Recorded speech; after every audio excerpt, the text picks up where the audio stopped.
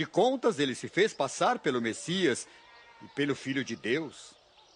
E todas essas alegações foram aceitas. Alegações sobre ele.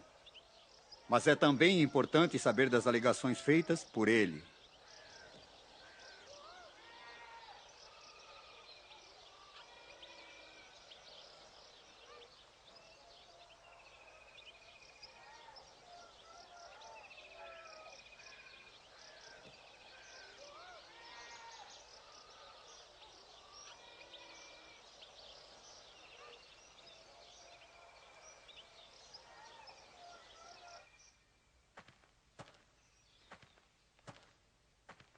Esse convento de cruzadas do século XII está aqui por causa da alegação feita por Jesus de ser a luz do mundo e que seus discípulos deveriam levar essa luz pelo mundo. Sabem, ele fez declarações mais incríveis sobre ele mesmo. Ele disse, por exemplo, eu sou o pão da vida e aquele que comer desse pão viverá para sempre. Disse ainda, eu sou o caminho para a verdade da vida e ninguém chega até o Pai a não ser por mim. Ele disse, eu sou a vinha e vocês os galhos. Se vocês confiarem em mim, terão muitos frutos. Ele disse, eu sou o bom pastor e dou minha vida pelos meus carneiros. Ele disse, eu sou a luz do mundo e todos aqueles que confiarem em mim terão a luz da vida eterna. Mas que alegações audaciosas, que frases maravilhosas. Mas, muito provavelmente, nenhum outro professor jamais usou melhores palavras do que essas quando Jesus disse, todo aquele a mim dado por meu Pai serão por mim cuidados. Não vou me virar contra eles. Todos a mim enviados por meu Pai virão a mim. Farei a vontade de meu Pai que está no céu. E eu ressuscitarei qualquer pessoa que venha a mim para viver. Não acredito que tenha existido um outro professor que tenha feito tais alegações. Ou essas foram as palavras do maior megalomaníaco do mundo, ou então as palavras de quem ele disse ser, o Messias, o Filho de Deus.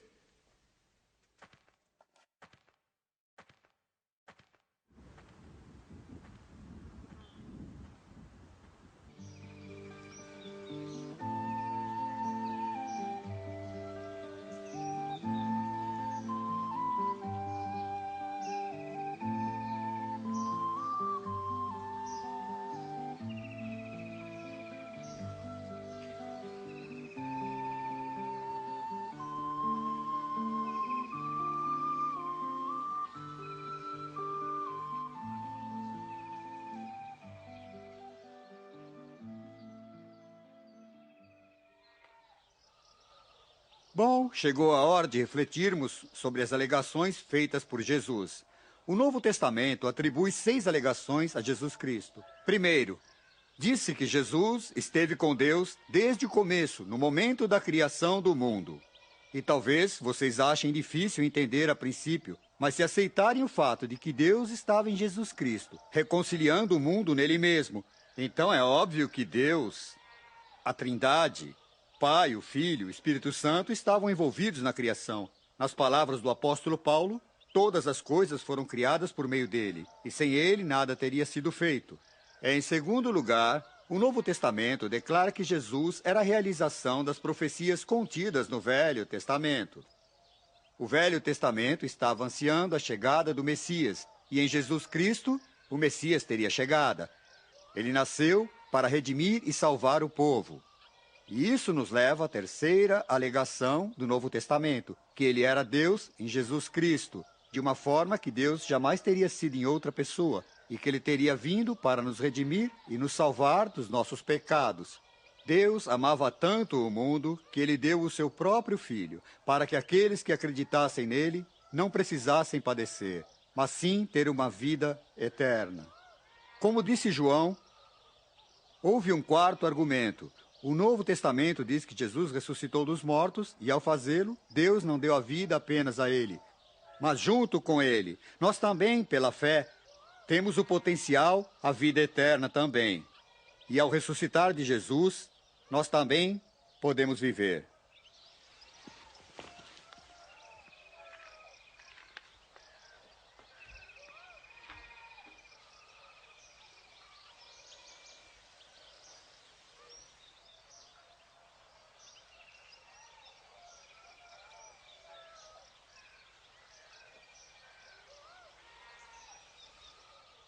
Houve uma quinta alegação sobre Jesus que o Novo Testamento e os cristãos fizeram, que diz que Jesus Cristo traz alegria vibrante para a vida.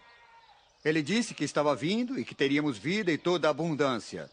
E a amizade de Jesus deu a pessoas um verdadeiro senso de alegria pura. E essa amizade estaria aqui na terra. E nem mesmo a morte poderia pôr fim a ela, pois continuaria após a morte na alegria da vida eterna, além do túmulo.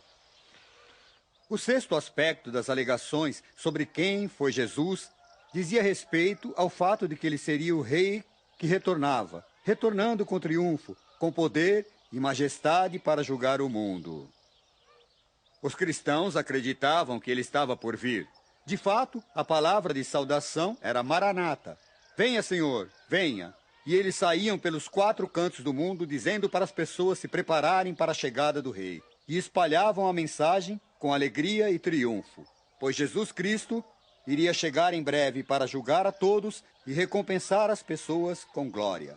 Ele garantiria um novo reino, uma nova era e uma nova Jerusalém. Ao olhar as alegações de Jesus por meio das palavras do cristianismo e do Novo Testamento, essas 6 alegações me deixam como que acreditando serem 3 opções. Ou ele foi um mentiroso, e quanto mais eu olho para as palavras de Jesus, mais eu vejo a sua integridade, o senso de coesão, propósito, e não há ninguém que tenha ouvido suas palavras e que tenha ousado duvidar delas. Ou ele fora um lunático, um megalomaníaco, com tanta propriedade e intensidade que ele fora mais louco do que todas as outras pessoas que já viveram. E de fato, ao olharmos a vida e os ensinamentos de Jesus e o vermos de perto, não há espaço para tal conceito.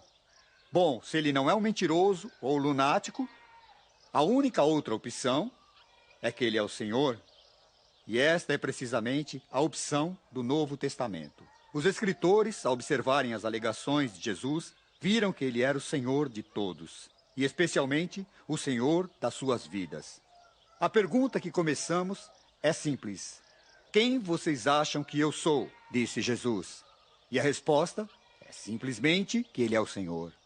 Paulo resumiu, acredito que na forma mais bela. Ele disse: embora Jesus Cristo tenha a natureza de Deus, ele jamais se utilizou da prerrogativa de ser o Filho de Deus.